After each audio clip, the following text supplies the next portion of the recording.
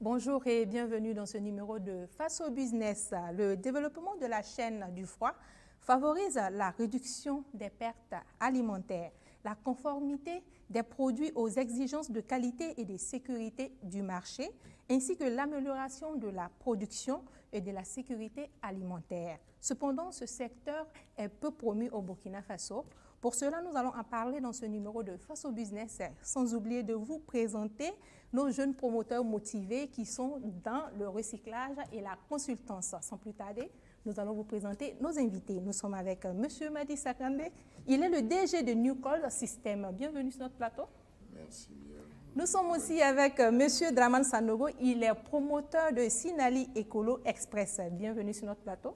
Merci. Sur notre plateau, nous sommes aussi avec M. Charlemagne Haro. Il est DG de Haro Consulting et compagnie. Bienvenue. Merci. Et enfin, nous sommes avec M. Auguste Ouedraogo. Il est responsable du cabinet Initiative Burkina. Bienvenue aussi. Merci. Alors, sans plus tarder, messieurs, vous allez nous présenter vos différentes structures. Nous allons commencer avec M. Sakande. Bonjour madame, bonjour aux téléspectateurs. La New Call System, c'est une entreprise qui évolue dans le domaine du froid, comme vous le disiez tantôt. Et nous proposons des produits, surtout ici au Burkina Faso, qui sont liés justement au secteur de l'agroalimentaire, ça veut dire les chambres froides. Et au-delà de cela aussi, dans mes activités de formateur, nous donnons aussi de la formation à titre gratuit aux techniciens frigoristes ici au Burkina. D'accord, pour les initier de façon professionnelle au froid, au fait. Exactement, pour les donner un peu plus le b.a.-ba du frigoriste, parce que le métier du frigoriste quand même demande une certaine connaissance de la thermodynamique. Exactement. Donc certains justement d'entre eux ont appris dans le tas, donc on organise de temps en temps, quand le temps me permet, durant mon séjour ici au Burkina, d'organiser. La dernière a été faite le 1er février passé, il y a déjà une douzaine de jours, et on a pu former 95 techniciens frigoristes. Très souvent, ils sont dans l'informel, voilà, ils n'ont pas suivi d'études professionnelles pour ça. Donc, je pense que ces formations sont les bienvenues. Merci beaucoup, M. Sakande. Alors, M. Sanogo, on va parler de Sinali Ecolo Express. Ok, moi c'est Arman Sanogo. Et Sinali Ecolo Express est une entreprise qui évolue dans le domaine du recyclage, surtout les déchets solides. Puisqu'on a vu au niveau du centre de traitement de valorisation des déchets qu'il y a trop de pneus usés. Et on se pose la question, qu'est-ce qu'on veut en faire? Ces pneus qui se dégradent ou qui ne se dégradent même pas, plus de 400 ans. Voilà. Donc, nous, on a trouvé une solution, c'est-à-dire les utiliser pour faire des poubelles. D'accord. Parce que aussi, on a remarqué que les poubelles standards aussi ne tiennent pas. Et ces poubelles aussi, comme ils ne durent pas. Donc, nous, on a fait des poubelles écologiques. C'est-à-dire c'est des poubelles qui sont faites à base de pneus. Il y en a plusieurs types de poubelles. Et parallèlement à ça aussi, nous faisons aussi des salons. C'est-à-dire en fonction de la demande du client. Des types de meubles. Des types de meubles, 2+1, 3+1, ou bien le salon complet. Et c'est très joli. Et nous avons aussi, par exemple, des pots de fleurs. Comme ça ne sort pas beaucoup. Surtout pour la décoration. Comme ça ne sort pas beaucoup, donc on met beaucoup l'accent sur les poubelles. Par exemple, une poubelle peut te prendre 5 pneus ou 6 pneus. Imaginez-vous si on commande 1000 poubelles et ça fait combien de pneus qui sortent de la circulation? Exactement. Donc, raison pour laquelle... Surtout qu'on voit très souvent les pneus usés sur les voies publiques et tout. Donc, mon ambition, c'est surtout utiliser les déchets pour assainir les villes. C'est notre vision. Merci beaucoup. Haro Consulting et compagnie avec M. Haro. D'accord. Merci bien tout d'abord à BF1 qui, à travers cette émission, offre quand même l'opportunité aux jeunes entrepreneurs de présenter leur entreprise au vu de la population. D'accord. Haro Consulting & Co est une agence spécialisée dans l'assistance et le conseil en gestion des entreprises. Plus précisément, nous accompagnons les entreprises ainsi que les chefs d'entreprise dans la gestion de leur entreprise. D'accord. Pour aller plus en détail, nous intervenons dans l'assistance comptable, la fiscalité d'entreprise, l'ingénierie financière. Il y a également aussi la création et le développement des entreprises. Et en plus de cela, nous organisons aussi des formations à l'endroit des entrepreneurs. Les thèmes généralement qu'on développe au cours de nos formations, ce sont la gestion des entreprises. Il y a également aussi la comptabilité des entreprises parce qu'une chose est de lancer une entreprise et une autre chose aussi est de gérer l'entreprise. Ou de pouvoir sortir des états financiers. Tout à fait. Voilà. Tout Merci à fait. beaucoup pour cette présentation. Monsieur Ouedraogo, on va parler du cabinet Initiative Burkina. Merci madame. Le cabinet Initiative Burkina est un cabinet qui évolue dans le domaine de l'appui conseil. Voilà. Donc nous appuyons essentiellement les entreprises en gestion comme monsieur. Vous avez des branches communes. Voilà. Donc tout ce qui est formalité de création d'entreprise, élaboration de business plan, manuel de procédure, diagnostic organisationnel. Voilà. Donc nous intervenons dans ce domaine. Donc nous faisons également des formations. Voilà, en leadership et développement personnel, entrepreneuriat. Voilà. Et nous intervenons également dans l'accompagnement ou l'appui conseil en méthodologie de recherche, essentiellement pour les étudiants qui ont souvent des difficultés. Donc, qui doivent soutenir pour leur mémoire de fin de cycle. Voilà, et qui ont très souvent des difficultés pour élaborer leurs documents. Voilà. D'accord. Merci beaucoup. Alors ici, nos invités, on a pour coutume de demander leur parcours académique et professionnel. Monsieur Sakandé, on y va. Merci encore une fois de plus. Madi Sakandé, je suis de formation scientifique, donc j'ai fait CBPG ici à l'Université de Ouaga. Après, je suis parti en Italie où je me suis un peu perfectionné dans le domaine du froid.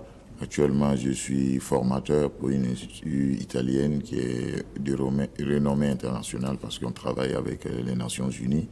Donc, je suis formateur justement. Je suis un des coordinateurs et team leader d'un pool d'experts internationaux que nous travaillons en collaboration avec les Nations Unies pour développer justement un secteur de froid sain parce que le secteur du froid à voir avec les changements climatiques. Le réfrigérant qui est mis dans le système frigorifique a un impact sur l'environnement et aussi la consommation aberrante aussi des systèmes frigorifiques parce que si vous, dans les foyers, 80 à 85% de l'énergie électrique consommée sont sur des appareils du froid, c'est-à-dire le climatiseur ou le frigo de maison. Ou le congélateur. Voilà, donc tout ça et l'énergie, comme vous le savez, jusqu'à aujourd'hui, en tout cas, la plus grande majorité de l'énergie est produite par l'énergie fossile, c'est-à-dire du pétrole, qui dégage du CO2.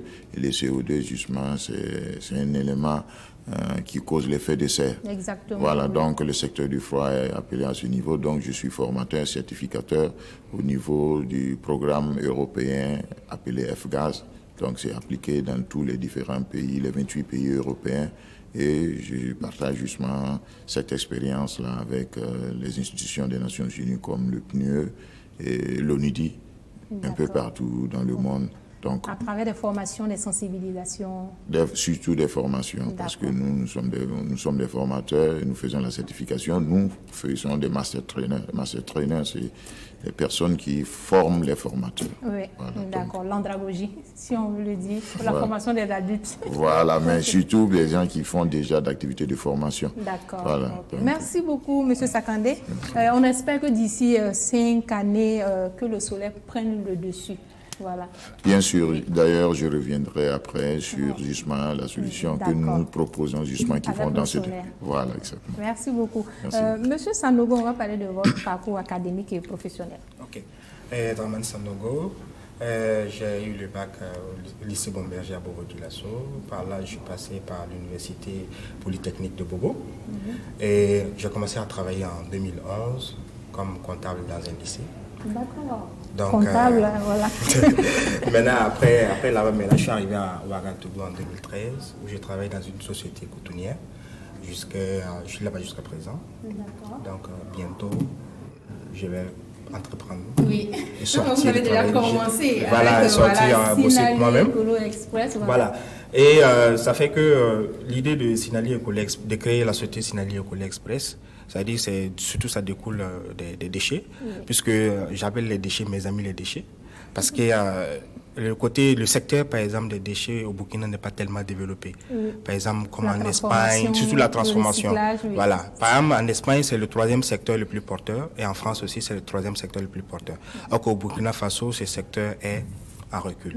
Donc voilà, en arrière. Donc mon ambition, c'est surtout relever par exemple le niveau du secteur et vous prouver aux uns et aux autres, et surtout aux jeunes qui veulent entreprendre dans le secteur, que l'écologie, la transformation des déchets est vraiment très, très, très important. Et je pense que vous serez un très bon partenaire des différentes mairies, voilà, pour l'assainissement des communes. Voilà. Sur ça, par exemple, on a entrepris, par exemple, la rencontre des différents maires pour voir la faisabilité d'une collaboration et aussi les ONG et associations pour voir dans quelle mesure nous pouvons collaborer et surtout pour une collaboration vraiment durable. Exactement, avec une campagne, une famille, une poubelle écologique. Avec la campagne, un ménage, une poubelle. Parce que c'est une campagne qui va permettre à tout un chacun de s'acquérir une poubelle.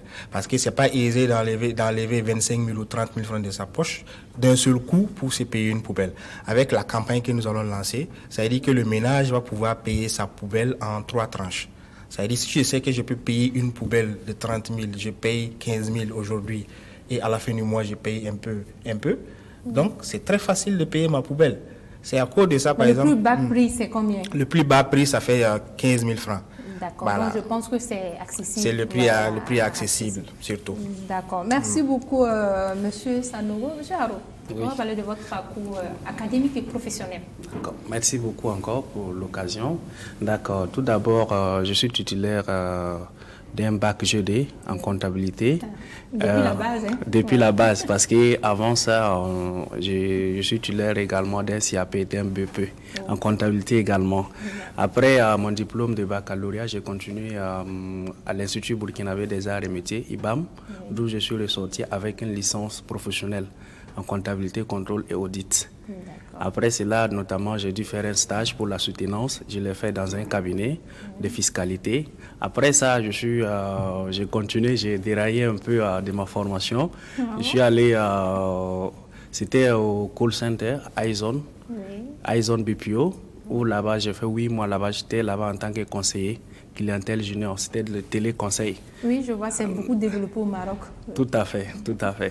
Maintenant, après ça, l'occasion est venue, j'ai pu intégrer Orange Burkina, où j'ai fait 1 an, 6 mois là-bas, en tant qu'agent de facturation et de recouvrement. Là-bas, j'ai beaucoup appris. D'abord, la gestion, déjà, là-bas, j'ai appris comment déjà on gère la facturation, le recouvrement des créances et aussi déjà l'approche avec la clientèle parce qu'on était plus en contact avec la clientèle.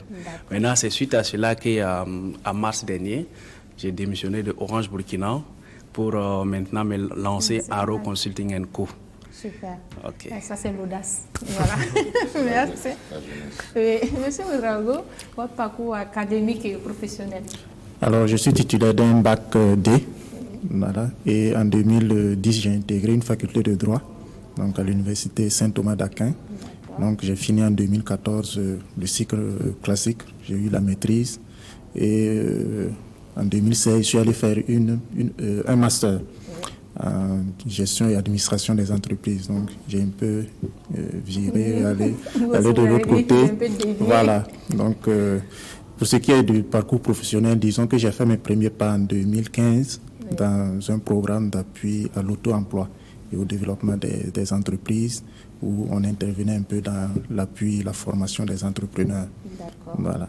Et en 2016, donc, j'ai intégré un cabinet, comme lui aussi, donc, dans le domaine de la gestion comptable. Voilà. Donc, j'ai fait 2 ans dans ce cabinet. Par la suite, donc, j'ai décidé de me lancer à mon propre compte, donc en créant le cabinet Initiative Burkina. D'accord. Voilà. Avec vos 2 expériences, je vois réellement qu'on acquiert de l'expérience dans le domaine et ensuite c'est plus facile au fait de se lancer dans ce domaine. Parlez-nous des débuts de New Call System. Monsieur Sakandé. Le New Call System est une entreprise elle est plurielle parce que New Call System est en Italie depuis 2010. C'est le siège en quelque sorte. Le siège de New Call System en Italie où je réside d'ailleurs depuis une vingtaine d'années, 23 ans bientôt. Et aussi la New Call System est au Burkina depuis mai 2018, donc bientôt on aura 2 ans de New Call System. Ah oui, 2018, 2019. Voilà, 2020, donc on aura 2 ans. Donc c'est pour dire, on est à nos débuts ici au Burkina. C'est une entreprise qui est une entreprise dans sa nouveauté, mais propose aussi des services et surtout des produits qui sont très nouveau, comme vous, dans votre introduction, vous signalez que le secteur du froid n'est pas assez promu au Burkina Faso. Surtout le froid industriel. Le froid, en général, n'est pas connu au Burkina Faso. Le froid est segmenté à 3 niveaux. Il y a le froid domestique, c'est ce que nous connaissons, c'est-à-dire les climatiseurs domestiques, les congélateurs, les frigos, voilà. Et il y a d'autres segments qui est le froid commercial. Le froid commercial, c'est les chambres froides, les petites chambres froides, et aussi les displays, c'est-à-dire ce que vous pouvez voir dans les supermarchés, là où on met les boissons, les Coca-Cola, et aussi les bains où on met les glaces. Pas forcément la glace, mais là où on met surtout, sur de la glace aussi. Oui, et puis les gâteaux, souvent. Les gâteaux, voilà, les expositions des gâteaux, ou la viande même de la charcuterie. Oui. Voilà, ça constitue le commercial. Et il y a le segment industriel, qui ça veut dire là où on met la grande production, où on fait la transformation, où justement le lieu de dépôt de la grande quantité pour pouvoir fournir les magasins de distribution. Conserver, ça veut dire consommer au frais ou peut-être transformer, bien sûr. Et ce secteur-là est méconnu au Burkina. C'est pas seulement au Burkina, comme je vous disais tantôt, je travaille beaucoup pour les Nations Unies, donc j'ai tourné un peu l'Afrique, j'ai visité plus d'une dizaine de pays, à Côte d'Ivoire, le Bénin, le Sénégal, l'Éthiopie et la Gambie. Tout ça, ce sont des pays que la Tunisie, où je travaille déjà depuis plus de 5 ans, je dois retourner dans quelques semaines en Tunisie. Et j'ai pu constater justement la méconnaissance du secteur du froid. Le secteur du froid est considéré comme un luxe tout simplement parce que comme l'électricité n'est pas pour tout le monde et que justement les appareils du froid demandent de l'électricité. Surtout le climatiseur. Voilà, les climatiseurs et aussi le frigo, parce que quand on commence à avoir un peu d'argent, on passe de la lampe à l'électricité, après on prend les climatiseurs ou le frigo et tous les deux par la suite. Donc ça fait que on voit que ton standing de vie est en train d'augmenter. Donc automatiquement, on classe ça comme un luxe et justement dans certains pays, j'ai fait des études pour les pays francophones, les taxations par exemple des produits du froid passent entre 40 et 65%. C'est beaucoup. Voilà, c'est incroyable. Voilà. Donc je comprends pourquoi c'est cher au fait sur le marché. C'est cher sur le marché, mais c'est méconnu aussi parce que les pays comme le nôtre, le Burkina Faso, que 86%, ça ce sont les données du ministère de l'Agriculture, 86% de la population active vit de l'agriculture.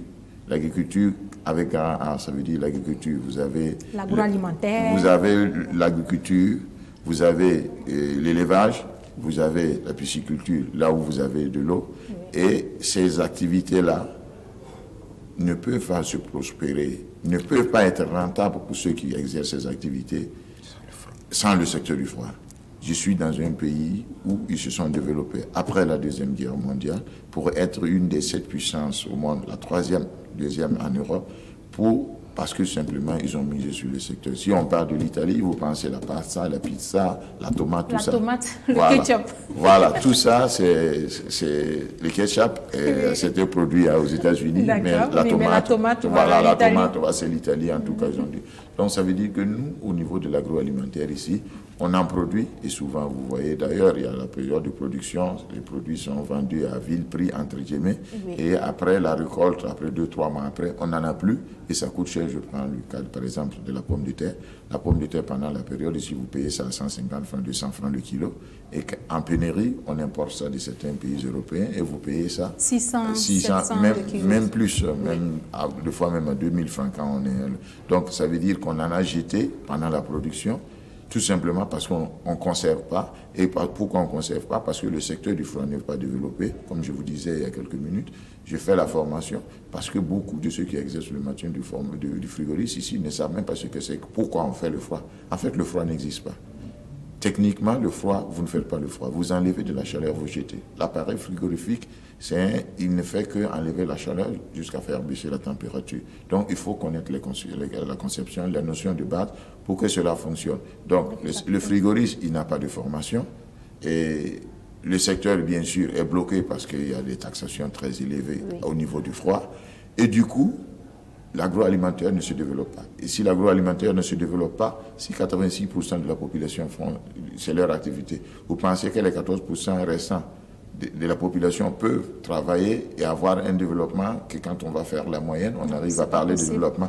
Voilà pourquoi où se trouve le problème, pas seulement du Burkina, de l'Afrique à nos jours. Bien sûr, on a beaucoup d'autres problèmes, mais si on arrive à résoudre le problème de l'autosuffisance alimentaire, j'aime toujours dire, le développement, ça commence par le ventre. Exactement. Quand tu as le ventre plein, tu n'as plus même envie de faire la bagarre. Tu fais un divin ou une... On se met au-dessus de certaines querelles. Voilà, on a une vision et on travaille pour la vision. On crée aussi des revenus, parce que les 86%, ils ont une activité commerciale, une activité, en tout cas, ils vivent dans les villages, donc ils ne sont plus obligés d'immigrer pour faire des méga-villes qui sont des bidonvilles. Ils ne sont plus obligés de venir, de faire l'immigration, parce que aussi, ce sont des conséquences de tout ça, de ne pas avoir d'opportunité, parce que ceux qui vivent dans les milieux ruraux, ils vivent bien, ils respirent de l'air propre, ils ont la possibilité de travailler sur leur terrain, et bien sûr, cueillir et vivre de cela. Et conserver aussi. Bien sûr, vous conservez, vous pouvez consommer le frais après un certain temps si c'est conservé dans les conditions optimales.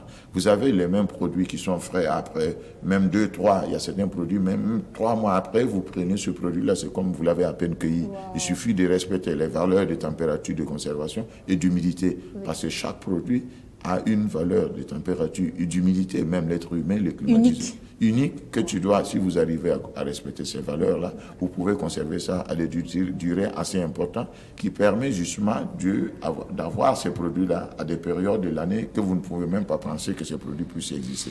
C'est pas pour rien qu'en Europe, vous trouvez dans les rayons, pour ceux qui ont eu l'occasion et qui auront l'occasion de voir, vous trouvez presque tous les produits dans les rayons. Durant toutes les saisons. Durant toutes les saisons, parce que justement le secteur du froid aide à cela.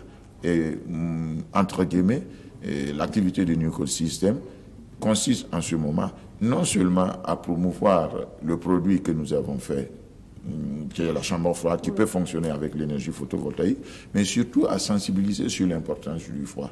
Parce que si nous prenons l'importance du froid et nous donnons son importance qu'il mérite au Burkina Faso et même en Afrique, beaucoup de données vont changer.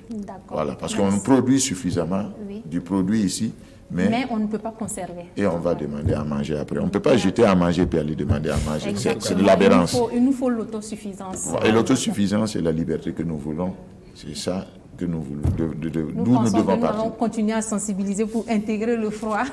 Je l'espère. En tout cas, j'en fais une bataille personnelle et j'espère que ça ne tombera pas dans les oreilles non, des sourds. Le message est bien passé. Voilà, merci beaucoup, M. Sakandé. Alors, M. Sanogo, on va parler des débuts de Sinali Écolo Express. Voilà.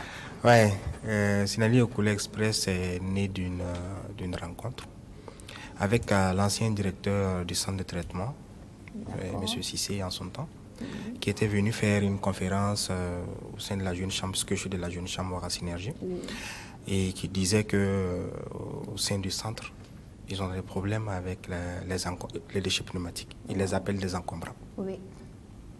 Ça, c'était en 2015. Je me suis donné pour bataille de trouver une solution à ce problème. Alors, j'ai essayé de réfléchir. Et tout m'est venu comme si quelqu'un me dictait ce qu'il fallait faire. Il faut faire, voilà, la solution. La solution. À force de cogiter, la solution est venue. Oui. Et en 2015, je voulais mettre mon premier prototype en place. Et il y avait le putsch. Ah oui. Donc, je suis resté dans mon coin, à cogiter. Oui, mais tu avais déjà fait des dessins. Oui, voilà. Des dessins, tout. Des maquettes. Voilà, tout était déjà fait. Wow. Maintenant, en 2018, j'ai pris l'initiative. Voilà, je vais commencer. D'accord. Donc, j'ai fait le premier prototype que j'ai essayé. Depuis janvier, j'ai essayé. C'est ce qui est ma poubelle actuellement. D'accord. Ouais. Donc, je vois l'utilisation propre pour voir ce que ça donne. Okay. Maintenant, en octobre, j'ai commencé la production en octobre. C'est-à-dire, les premiers produits sont sortis, les images ont été partagées, tout était à travers les réseaux sociaux. Et les gens demandaient, puisque je travaillais avec quelqu'un. Lui, il avait le matériel, et moi, je n'avais pas le matériel. Moi, j'ai l'idée. Vous avez un peu l'intelligence. Voilà, moi, j'ai l'intelligence. J'envoie tout le matériel et tout. Je paye la matière première et tout. Et je le montre comment est-ce qu'il faut faire. Maquette, et je l'accompagne dans la confection. D'accord. Et je lui donne de l'argent. Maintenant, par fini, tellement que les commandes étaient trop, Et le monsieur, il n'en faisait qu'à sa tête. Donc j'ai décidé de réunir le peu que j'ai pour lancer la société. Oui. Et en décembre, janvier, j'ai pu louer le coin, acquérir un peu de matériel et recruter du personnel pour commencer. D'accord. Et quand on a commencé, jusqu'au jour d'aujourd'hui, on a fait sortir 103 poubelles. Wow. De octobre à maintenant, on a fait sortir 103 poubelles, seulement à travers la communication des réseaux sociaux. Oui. Et des amis. Mais il faut reconnaître que les images de poubelles sont vraiment attractives. Vraiment attractives, puisque au fur et à mesure, on a amélioré les poubelles au fur et à mesure. Aujourd'hui, on a fait sortir 4 prototypes de poubelles. Oui. Maintenant, il y a des poubelles qui sont très grandes, de très grande taille, qui peuvent contenir jusqu'à 400 litres. Wow. Et on a des poubelles de moyenne et ainsi de suite. Et chaque personne a ce type de poubelle. Oui, chaque type social peut chaque couche sociale peut acheter la poubelle. Maintenant, avant, on faisait la livraison et tout. Aujourd'hui, par exemple, on s'est dit que si on reçoit de l'accompagnement, ça sera vulgarisé. Oui. Et à toutes les portes, nous allons voir une poubelle. Exactement. Et puisque quand on donne une poubelle, on enseigne aussi comment est-ce qu'il faut gérer les ordures. Oui. Parce que ce n'est pas tous les ordures qu'on jette dans la poubelle à l'état. Oui. Genre les couches de bébés, les eaux sales et tout. Puisqu'il y en a même qui jettent les eaux sales dans les poubelles. Le problème aussi en Afrique, c'est qu'on n'a pas cette culture de tri des déchets. Oui. Quand on a une poubelle, on jette tout. Tout dedans. Alors qu'on doit apprendre à trier les déchets. C'est pour notre propre bien. Parce qu'avant même que le service sanitaire ne vienne vider la poubelle, il y a notre environnement qui est là. Bien sûr. Nous respirons ces mêmes poubelles-là. Donc, il faudra qu'on apprenne même à trier les déchets. Parce que après, à cause de ça, la mairie a lancé, par exemple, le projet pilote de tri et des déchets il n'y a pas longtemps. D'accord. Et bon, on s'est dit que le tri, ça s'apprend. Le tri, ça se fait depuis la base. Le tri, ça s'enseigne. Si le tri est enseigné à l'école, puisque chaque poubelle a sa couleur. En Europe, c'est comme ça. Chaque poubelle a une couleur. Quand on voit une couleur de poubelle, on sait très bien que le rouge, c'est tout ce qui est toxique. Voilà, et ainsi de suite. Puisque si on enseigne à l'école, couramment, qu'est-ce qu'il faut faire? Le tri, là, c'est quoi? La valorisation des déchets au fur et à mesure. Ça va beaucoup nous aider. Vous imaginez, est-ce que vous êtes posé la question une fois, nos déchets, qu'est-ce qui se passe après quand les femmes là viennent chercher nos déchets? Vous n'êtes jamais posé la question? Non. Ok. Notre objectif, c'est de s'en débarrasser. Voilà. Il y a 2 sites. Souvent, c'est dans la forêt et elle part jeter. Ou soit, il y a le centre de traitement et d'évaluation des déchets. Ou soit, elle brûle. Voici le 3e. Voilà. Maintenant, brûler ne nous arrange pas. Très dangereux. Très dangereux. Et souvent, ils le font même dans les quartiers populaires. Voilà. Donc, c'est difficile. C'est difficile. Oui. Donc, il y a l'État qui, à travers la direction de la propriété, qui essaie de faire l'acheminement vers le centre de traitement et de valorisation des déchets. Mais il n'y a qu'au moins un quart de ces déchets-là qui sont valorisés. Wow. Voilà, il y a des femmes qui sont là-bas qui utilisent par exemple les déchets, par exemple comment on appelle ça, les bouteilles lourdes et autres, qui les broient et qui exportent ça vers le Ghana. Il y a les châssis plastiques aussi. Mais après, quand on est enlevé les déchets ferreux, par exemple, ils ont trouvé une solution pour les déchets ferreux. Et maintenant, tout ce qui est aluminium et tout, ils ont trouvé une solution à ça. Maintenant, et le reste des déchets, qu'est-ce qu'on en fait? Maintenant, ils font du compostage aussi là-bas. D'accord. Maintenant, le reste des déchets, c'est la technique de l'enfouissement qu'on fait. En quoi consiste cette technique d'enfouissement? C'est-à-dire, c'est creuser le sol, enterrer les déchets et les fermer. Vous imaginez dans combien d'années on va continuer dans ce système? La décomposition. Les sites qui sont enfouis ne peuvent pas être habités. Après, il faut qu'il y ait des années et des années avant que ces sites ne soient habités. Wow. Donc, si nous ne pensons pas au recyclage, ça va nous rattraper dans les années à venir, puisqu'il n'y aura plus de terres habitables. Ouais. Merci beaucoup pour cette sensibilisation. Monsieur Haro, on va parler des débuts de Haro Consulting et compagnie. Ok, bon, déjà, comme tout entrepreneur, le départ, ce n'était pas simple. Plus c'est comme je le disais tantôt, j'ai dit démissionner de mon poste. Mais avant de démissionner, déjà, je faisais de la consultance. en privé, c'est-à-dire en mes temps libres, généralement les week-ends. Une sorte de test pour vous, vos Sorte de compétences. test, tout à fait. J'ai fait cela pendant environ une année avant de décider maintenant de me lancer directement dans le bain pour tester d'abord. C'était pas simple parce que quand je me suis lancé, je me suis rendu compte que ça demandait beaucoup de finances, beaucoup de moyens pour financer. Déjà les petites économies que j'avais mis de côté, c'est parti. Ouais. D'accord. Donc déjà le souci était là. Comment financer en fait? Parce qu'au départ, l'idée est venue simplement déjà de m'associer. Je me suis approché d'autres jeunes aussi également qui avaient des idées comme moi. On avait commencé, mais comme ça tardait à donner, il y a beaucoup qui ont désisté. Du coup, j'ai continué le chemin seul jusqu'à ce que je puisse avoir quand même un peu de fonds. Arriver et puis demander c'était au niveau d'un secrétariat. J'ai demandé au propriétaire là déjà louer le petit local qui était dedans puisque c'était une dame, elle avait un local dedans. J'ai demandé, on a fait une colocation.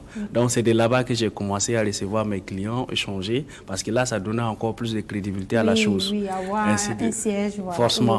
Ainsi de suite. Bon, par la grâce de Dieu et aussi du travail et de l'accompagnement des uns et des autres, je puis quand même en mettre de côté de l'argent et j'ai financé maintenant mon installation. D'accord. Merci beaucoup. C'est vraiment un parcours exemplaire à suivre. C'est-à-dire, ce que les jeunes doivent retenir, on ne saute pas les étapes. Tout à fait. Voilà. Ceux qui étaient avec vous au début, qui sont partis, ont voulu sauter les étapes. Ils veulent facilement l'argent. Dès qu'on commence l'entrepreneuriat, on devient multimillionnaire en même temps. On devient multimilliardaire comme les Dangote. Alors que M. Dangote a fait plus de 30 ans pour être là où il est aujourd'hui. Donc, la jeunesse aujourd'hui est tellement pressée qu'on rate beaucoup d'opportunités. Tout à fait. Monsieur Ouedraogo, on va parler des débuts de l'initiative Burkina. D'accord. Je dirais qu'on a pratiquement les mêmes parcours. Le même chemin. Voilà. Puisque j'ai entrepris sans financement aussi. Donc c'est possible, hein? Ceux qui nous suivent, vous pouvez entreprendre sans financement. Suivez les conseils, essayez de suivre les exemples, voilà. Donc, lorsque j'ai voulu lancer le cabinet, j'ai commencé par élaborer un plan d'affaires. Comme j'étais dans le domaine de la consultance, donc j'avais déjà des compétences dans ce domaine. Alors j'ai élaboré le business plan. Il me fallait environ 2 ou 3 millions pour lancer l'activité, être vraiment à l'aise. Alors que je n'avais pas la liquidité, je n'avais pas de possibilité aussi d'obtenir de financement. Les problèmes de garantie et tout ça. Et puis notre secteur, c'est un secteur où il y a beaucoup de risques. Voilà. Donc les banques sont un peu réticentes à financer la création, le démarrage. Voilà. Et donc, comme j'avais déjà des contacts, les gens m'appelaient de temps en temps pour certaines activités. La consultance. Voilà. Et donc, j'ai eu un contrat avec un client, 150 000. Et j'ai fait quelque chose que certains de mes amis ont qualifié d'assez courageux et osé. Donc, il m'a donné une avance 75 000 francs. Je suis allé prendre un bureau, puisque c'est la même difficulté. On ne peut pas dans le domaine de la consultance, quelqu'un vient et dit, voilà, en fait, c'est ça. Un consultant sans bureau, on a l'impression que c'est un arnaqueur. Voilà. Les gens n'arrivaient pas. Voilà. Et donc, je suis allé prendre un bureau vide, pas de meubles, rien. C'est le bailleur qui m'a prêté au démarrage une table et quelques chaises. Donc j'ai commencé comme ça, mais c'était très dur. Donc mais petit à petit, je suis arrivé à avancer, à meubler. Et puis actuellement, quand même, il y a 4 autres personnes qui sont venues s'ajouter à moi. Voilà. Donc vous êtes sur le bon chemin. Voilà.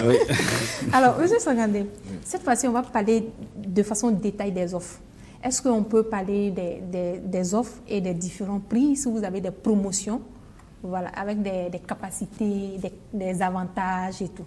Alors, comme je disais, qu'est-ce que j'offre? J'offre principalement des chambres froides et aussi les accessoires, le matériel pour, bien sûr, faire l'entretien des appareils et aussi l'outillage pour les techniciens. Parce que, comme je disais, les techniciens ne sont pas formés et n'ont pas l'outillage qu'il faut pour faire le métier de frigoriste. D'accord. Une bonne, donc, ce que nous offrons des chambres froides. Et j'ai conçu personnellement en Italie des chambres, utilisant les dernières technologies qui existent dans le monde occidental actuel, pour concevoir des chambres froides qui puissent fonctionner dans nos latitudes ici, parce que le problème de l'énergie est connu. Exactement. On n'a pas assez d'énergie et le peu qu'on a, ça coûte très cher. Et comme je vous disais tantôt, 80 à 85% de l'énergie consommée dans nos foyers, un peu partout dans le monde, c'est surtout lié au matériel de froid. Donc, j'ai conçu des chambres froides Adaptées aux réalités adaptées à nos réalités en termes de fonctionnement, de technologie, mais surtout à utiliser des éléments qui sont très importants, comme je vous dis, en travaillant étroitement, très souvent avec les Nations Unies, les questions du changement climatique, on est en train de vivre ça quotidiennement. Le développement durable. Voilà, donc non seulement j'ai utilisé une technologie en termes de réfrigérant, comme je vous disais, le réfrigérant est toxique pour l'environnement, donc j'ai utilisé un type de réfrigérant qui n'est pas toxique pour l'environnement, mais qui n'est pas nuisible à l'environnement plutôt, et aussi utiliser l'énergie solaire. Donc, mes chambres froides ont été conçues qui peuvent fonctionner avec l'énergie solaire. Donc, il y a 3 possibilités d'alimentation électrique à mes chambres froides que j'ai conçues et que je propose au Burkina, et pas seulement au Burkina, à l'Afrique tout entière, parce que ce sont des chambres froides qui peuvent fonctionner avec l'énergie photovoltaïque, ce sont des chambres froides qui peuvent fonctionner avec un groupe électrogène, et bien sûr avec l'énergie conventionnelle, c'est-à-dire l'énergie de la Sonabel. Donc ça, c'est une offre particulière qui n'existe nulle part. Et quand j'ai conçu, sachant que ça va sur un marché pas assez riche, oui, bien sûr, pour des personnes qui ont besoin, j'ai essayé, en tout cas à mon niveau, dans la production en Italie, de contenir autant que possible les coûts pour pouvoir arriver sur le marché burkinabé, africain en général. Et que ce soit accessible. Que ce soit accessible. Donc pour cela, en tout cas, je suis déjà en train de travailler. Les prix sont déjà là. J'ai fait 3 formes de chambres froides. Il y a une qui est 3 mètres cubes pour faire un chiffron et 6 mètres cubes. Et la plus grande, c'est 9 mètres cubes. Donc ça veut dire 3000 litres, 6000 litres et 9000 litres. Donc là, 3000 litres, ça veut dire, pour donner une idée aux gens, ça veut dire plus de 10 frigos domestiques à capacité. Ouais. Et à l'intérieur, vous pouvez conserver tout type de denrées alimentaires, vous pouvez conserver la viande, vous pouvez conserver le poisson, vous pouvez conserver le lait, vous pouvez conserver les œufs, vous pouvez conserver les fruits et légumes. Vous pouvez, dans le domaine médical, les vaccins doivent être conservés à certaines températures pour que vous pouvez conserver les vaccins.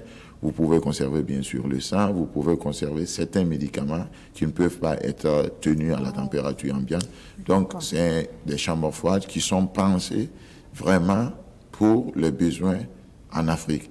Et je dis toujours, mon offre, c'est pas des produits, c'est des solutions à nos problèmes récurrents ici, parce que l'expérience italienne me démontre que le développement, c'est pas forcément les grosses voitures, les maisons de grandes dimensions, mais aussi c'est partie des choses qui sont concrètes. Donc ça, c'est quelque chose de concret. Le taux de pauvreté. Oui. L'autosuffisance. L'autosuffisance. Voilà, ce sont comment on dit, des situations concrètes sur lesquelles on peut agir et puis voir l'évolution. Je vous dis, c'est une expérience vécue, c'est une histoire connue qui m'ont porté, et bien sûr l'expérience, des propres expériences de travail qui me permet de comprendre que c'est assez important de développer ce secteur-là. Donc, je propose un produit qui est déjà une solution à des problèmes. Et en plus, j'ajoute ce que je vous disais tantôt, la formation. Et encore, je vais vous dire, en 1 année et demie, la dernière fois, c'était 95, j'ai formé au Burkina Faso, à Ouagadougou, ici, gratuitement, plus de 600 techniciens venus de la Côte d'Ivoire, du Niger, du Togo et du Bénin. C'est la dernière fois, le premier, ils étaient 95, il y avait une délégation du Bénin et une délégation du Niger. Les Ivoiriens, ils étaient nombreux à vouloir venir. J'irai en Côte d'Ivoire, j'étais en août passé, j'ai fait la même chose, une formation gratuite. Ils étaient 107 techniciens frigoristes en Côte d'Ivoire, à Abidjan, dans le quartier Yopougon. Où, le quartier populaire. Voilà, à la pause, au lieu d'aller se reposer, ils ont dansé une demi-heure de zouglou et puis on a repris les activités. L'ambiance. Donc, voilà, donc pour moi, ce n'est pas le produit il est très important, mais bien sûr, parce que l'idéal pour moi, c'est pouvoir développer le secteur du froid pour résoudre les problèmes et donner aussi de l'emploi à la jeunesse burkinabé, pas seulement, parce que si on a une population très jeune qui est sans emploi, il va falloir les occuper aussi pour justement résoudre un certain nombre de problèmes. Donc, l'engagement dans ce sens-là, c'est proposer des solutions. Donc, la New Coal System, c'est une entreprise qui est venue au Burkina, pas une entreprise qui est seulement à but lucratif, bien sûr, c'est une SRL. Donc pas qu'on se fait que de bénéfices. Non. C'est aider, c'est la contribution. Je suis de la diaspora. Voilà, quand on parle de la diaspora, nous aimons bien notre patrie. Nous devons faire des choses concrètes à base de nos différentes expériences. Moi, j'ai appris dans ce domaine, donc je porte mon expérience, que je vois que c'est utile pour mon pays, pour mon continent. Je le porte et j'essaie d'évoluer dans ce sens-là. Je pense qu'on est dans la même lignée. Quelle autre action de promotion vous envisagez de mettre en place peut-être dans l'avenir pour continuer à promouvoir le secteur du froid au Burkina et en Afrique de façon générale? Alors, je suis en train de travailler actuellement, c'est une des raisons pour laquelle je suis à Ouaga depuis déjà une dizaine de jours, je suis en train de mettre sur place l'association africaine du froid qui n'existe pas. Tous les continents d'Afrique et tous les continents du monde, l'Asie a son association, l'Europe a son association, où je suis membre d'ailleurs, l'Amérique a leur association, qu'au niveau des institutions internationales défendent les intérêts continentaux. Et je veux vous dire que dans les prochaines 10 années, vous aurez des problèmes, nous aurons des problèmes en Afrique si on ne prend pas garde, parce que les nouveaux réfrigérants qui seront utilisés dans ce domaine-là seront inflammables. Ça veut dire que si les techniciens frigoristes ne sont pas formés, vous risquez de prendre feu à la maison si vous avez des climatiseurs. On a déjà des accidents ménagers comme ça. Il y a des familles qui vivent, il y a des maisons qui ont pris feu parce que ces personnes ne maîtrisaient pas ces outils-là. Voilà, donc il faut qu'il y ait la formation, il faut qu'il y ait une prise de conscience, il faut qu'il y ait une connaissance dans ce domaine. Et justement, j'ai entrepris une initiative personnelle. J'ai contacté 25 présidents de 25 pays, d'associations de 25 pays différents, Namibie, Zimbabwe, Lesotho, Malawi, Nigeria, Côte d'Ivoire, Bénin, Togo, Djibouti, Centrafrique, Tchad, RDC, Burkina Faso. Et en tout cas, il y a actuellement 25 présidents d'associations que le 26 juin prochain sera à Ouaga, non seulement pour célébrer la 2e journée mondiale du froid, mais aussi créer officiellement l'association africaine du froid, que j'espère bien, avec base au Burkina Faso. C'est ma petite contribution pour le développement de notre cher pays et continent. Merci beaucoup. Et moi, ça me fait passer un grand réseau déjà. Voilà, un réseau panafricain pour promouvoir le froid. Alors, M. Sanogo, on va parler des actions concrètes à venir. Voilà. Il ne nous reste plus beaucoup de temps, donc on va y aller vite maintenant. Il n'y a pas de souci. Maintenant, les actions qu'on est en train de faire actuellement, comme on a commencé déjà la production des différentes poubelles, et c'est surtout le projet Un ménage, une poubelle. Voilà. Il faudra ajouter le mot, une poubelle écologique. Voilà, un ménage et une poubelle écologique surtout, et qui vont peut-être permettre dans les jours à venir, et dans les mois aussi à venir, de faire disparaître de la circulation les encombrants comme le directeur de la propriété. Dans les rues et autres. Voilà, surtout. Et surtout aussi valoriser surtout le côté des meubles, parce qu'il y en a qui le font, mais surtout l'esthétique. Surtout qui c'est-à-dire les finitions ne sont pas encore bien faites. D'accord. Bon, par exemple, nous, quand vous voyez par exemple nos créations, nos meubles, vraiment, ça donne un ouf de soulagement. Exactement. Voilà, parce que moi-même, j'ai créé et je consomme moi-même. Comme on dit, il faut d'abord tester tes produits avant de les faire sortir. Et surtout dans notre domaine, puisque ça va créer beaucoup d'emplois. Voilà, au fur et à mesure, on va s'installer. On est ici à Ouagadougou. C'est-à-dire on a commencé en janvier, on est à Ouagadougou. Et dans le mois de mars, nous serons à Bobo-Dioulasso.